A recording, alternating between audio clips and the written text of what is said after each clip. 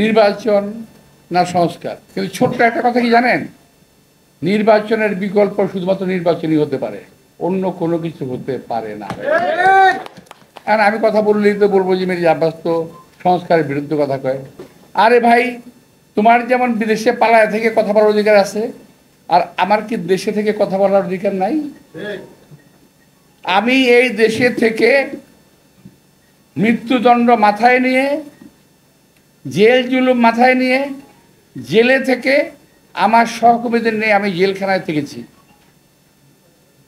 এই দেশেই আছি, পালিয়ে যাই নাই। আপনারা তো পালাই গিয়ে লম্বা লম্বা কথা বলতেছেন, আপনারা তো জীবনে কোনোদিন দেশে আসবেন না। শোনেন, আমি আপনাদের উদ্দেশ্যে বলতে চাই, যারা ভাই আমার বাইরে আছেন, যারা বিশেষ করে এই ইউটিউবার যারা আছেন, আপনারা যারা আছেন, আপনাদের প্রতি সম্মান রেখেই বলতে চাই, ভাই আমরা রাজনীতি ছেড়ে দেবো, আপনারা একটু দেশে আসেন। আপনাদের অনেক জ্ঞান, আপনাদের অনেক বুদ্ধি, আপনাদের জ্ঞান বুদ্ধি আমাদের অনেক প্রয়োজন। আপনারা দয়া করে দেশে আসেন, বুদ্ধি দেন, কথা বলেন, কাজ করেন, মেনে নেব। আমরা রাজনীতি করবো না, আপনারা আসেন না, দেশে আসবেন না, আবার টিটকারি মেলা কথা বলবেন, সমালোচনা করবেন, জাত গোষ্ঠী উদ্ধার করবেন। এগুলো কেমন কথা হইল রে ভাই? মিথ্যা কথা বলবেন, অপপ্রচার করবেন, অপকথা বলবেন, কথা বলবেন, কুকথা বলবেন, একটা মানুষের চরিত্র হরণ করবেন। এগুলো কি? এগুলো কোনো গঠনমূলক কাজ না।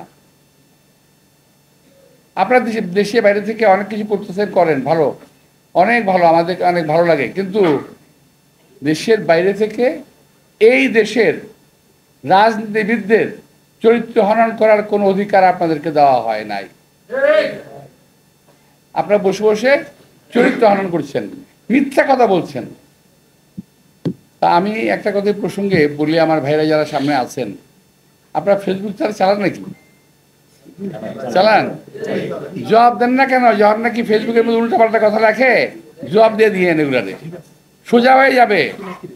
জবাব দেবেন, এগুলোর প্রতি জবাব দিয়ে দেবেন যা আপনারা জানেন সত্যিকার কথা। ওরা তো টাকা কামানোর জন্য এগুলো বলে, বলুক, আপনাদের টাকা কামানোর দরকার তো নাই, আপনারা জবাবটা দিয়ে দেবেন, মানুষজন জানবে। ইদানিং আমি লক্ষ্য করলাম যে আমি বক্তৃতা দিলেই আমাদের কিছু আমাদের দেশীয় সাংবাদিক তারা এটাকে টুইস্ট করেন, আবার বিদেশি কিছু সরকারি সাংবাদিক আছে, সরকারি বলি আমি ওদের, সরকারি, ওরা ওদেরকে সরকারে না নিয়ে এই গভর্নমেন্ট ভুল করে ফেলছে আর কি, এই গভর্নমেন্টের উচিত ছিল তাদেরকে সরকারে নেওয়া। তো তারা আবার খুব ক্ষিপ্ত হয়ে যায়, আমার বক্তৃতাগুলোকে কাট পিস করে এমনভাবে জনগণের সামনে হাজির করা হয় যাতে জনগণ আমাকে ভুল বুঝে। এই জন্য এখন বক্তব্য দিতে একটু খুব হিসাব করে দিতে হয়। প্রিয় ভাইরা, আজকে আমরা যখন এখানে বসেছি, আমরা কথা বলছি, দেশের অবস্থা ওই সময় খুব একটা ভালো না। কিন্তু আমরা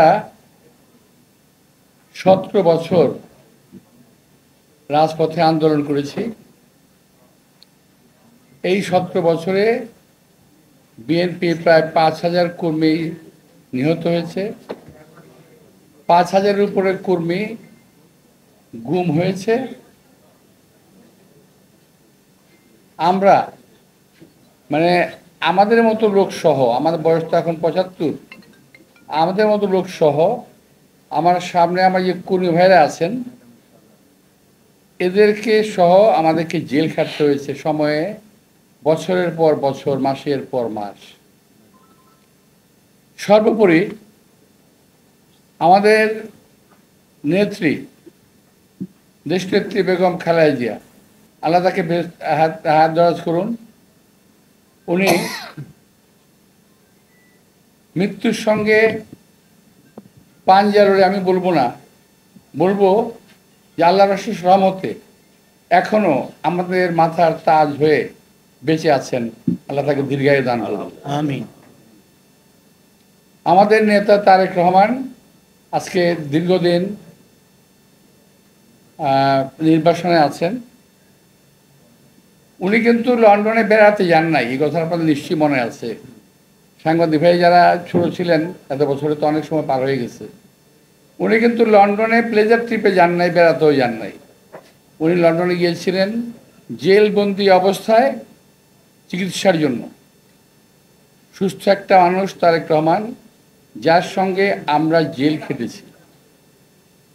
এই চকবাজার জেলে আমরা একসঙ্গে ছিলাম। আমাদের অ্যাক্টিং চেয়ারম্যান, বর্তমান অ্যাক্টিং চেয়ারম্যান তারেক রহমান সাহেব, উনি হসপিটালে ছিলেন।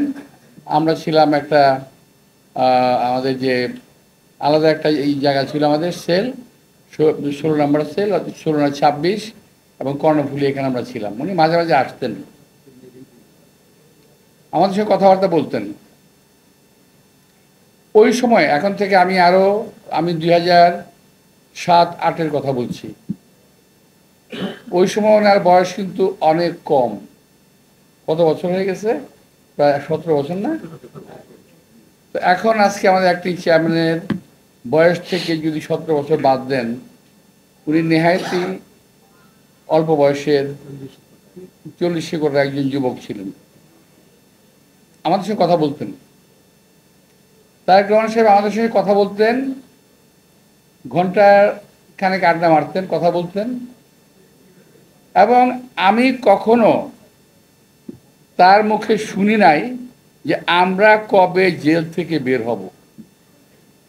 আমরা আলাপ করতাম, আমি, আমান, পিন্টু, তারপরে টুকু সহ আরও অনেক নেতা আমরা ছিলাম। আমরা প্রায় মন খারাপ থাকতো, কবে জেল থেকে বেরোবো, আমরা কি বেরোতে পারবো, কিংবা কবে জেল থেকে বেরোবো। কিন্তু তিনি কিন্তু কখনোই আলোচনায় আমরা জেল থেকে কবে বেরোবে কথা বলে নাই। উনি আলোচনা করতেন আমাদের সঙ্গে দেশের খাদ্য ঘাটতি কত আছে, কি করলে দেশের বিদ্যুতের অভাব পূরণ করা যাবে, এবং দেশের মানুষের সার্বিক সমস্যা নিয়ে তখন থেকে তিনি চিন্তা করতেন, যেটা আজও করেন। আমি গতকাল একটা বক্তব্য শুনেছি আমাদের কোনো একটা প্রোগ্রামে, সেখানে আমি দেখলাম যে উনি স্বাস্থ্য, শিক্ষা, চিকিৎসার উপরে জোর দিয়ে কথা বলছেন। অর্থাৎ দেশ নিয়ে ভাবেন তারেক রহমান। এই তারেক রহমান সাহেবকে একদিন দেখলাম আমাদের চোখের সামনে থেকেই নিয়ে যাওয়া হলো সুস্থ অবস্থায়, এবং পঙ্গু অবস্থায় জেলে ফেরত নিয়ে আসলো। কি ভয়ঙ্কর একটা চিত্র আমরা দেখলাম সেদিন। আমরা পরে জানলাম তাকে উপর থেকে ফেলে দেওয়া হয়েছিল। তারপর কি জানি বলে, কি একটা চেয়ার ঘুরে, যেটা অনেক স্পিনিং চেয়ার, এই স্পিনিং চেয়ারে তাকে বসিয়ে স্পিন করা হয়েছে, এবং তাকে হত্যা করার কিংবা পঙ্গু করার এমন কোনো প্রচেষ্টা নাই যেটা ওই সরকার তখন করে নাই। সবই করেছে তারেক রহমানকে শেষ করার জন্য। আল্লাহর অশেষ রহমতে অ্যাক্টিং চেয়ারম্যান হিসাবে আজকে আমাদের দলের দায়িত্ব পালন করছেন। এবং আমি বলবো যে আমরা এখন থেকে 20 বছর আগে ওনাকে যা দেখেছি, 20 বছর পর আজকে দেখছি অনেক তফাৎ। আজকে তারেক রহমান সত্যি সত্যি বিএনপির অ্যাক্টিং চেয়ারম্যানের দায়িত্ব পালন করছেন, এবং সঠিকভাবে পালন করছেন। যারা একসময় তারেক রহমানকে পছন্দ করতেন না, তারাও আজকে বলতে বাধ্য হচ্ছেন যে তারেক রহমানের ভিতরে ম্যাচুরিটি এসেছে। বলে শুনতে ভালো লাগে আমাদের। আমি একটা ঘটনা বললাম, আমি বললাম না আপনার সাথে কথা বলবো, আমি ঘটনা বললাম। আজকে এখন একটা অবস্থায় এসছে আমাদের দেশের, নির্বাচন না সংস্কার। ভাই, নির্বাচন না সংস্কার যদি আলাপ করি, অনেক লম্বা আলাপ হবে, করবো দরকার পড়লে। কিন্তু ছোট্ট একটা কথা কি জানেন, নির্বাচনের বিকল্প শুধুমাত্র নির্বাচনই হতে পারে, অন্য কোনো কিছু হতে পারে না। নির্বাচনের বিকল্প নির্বাচন। এখন আমি বুঝি না, এখন আমি কথা বললেই তো বলবো যে মির্জা আব্বাস তো সংস্কারের বিরুদ্ধে কথা কয়, সংস্কার চায় না। আরে ভাই না, আমাদের জন্য, নির্বাচনের জন্য, দেশের জন্য, দেশের মানুষের জন্য যেই সংস্কারটুকুর প্রয়োজন, আমরা সেই সংস্কারটা চাই। কিন্তু আমি একটা বললাম না, একদিন বলছিলাম যে আপনারা যেগুলো বলতেছেন সংস্কারের কথা, সব সংস্কার তো মানা যাবে না। এই কথাটাকে টুইস্ট করে আমাদের কয়েকজন বিদেশে অবস্থানরত তথাকথিত সাংবাদিক, টুইস্ট করে এমনভাবে বলল বিএনপি সংস্কার চায় না, মির্জা আব্বাস সংস্কার চায় না। এমনকি এমনকি সালমান রহমানের টাকা খেয়ে যার স্বাস্থ্য চেহারা মোটা হয়েছে এমন লোকটা প্রায়ই আমার বিরুদ্ধে দেখবেন ইসে আসে, ফেসবুকে আসে, উনি প্রায় বলেন কেন মানবেন না, আপনাদের কি স্টেক আছে, কেন মির্জা আব্বাস সাহেব মানবেন না।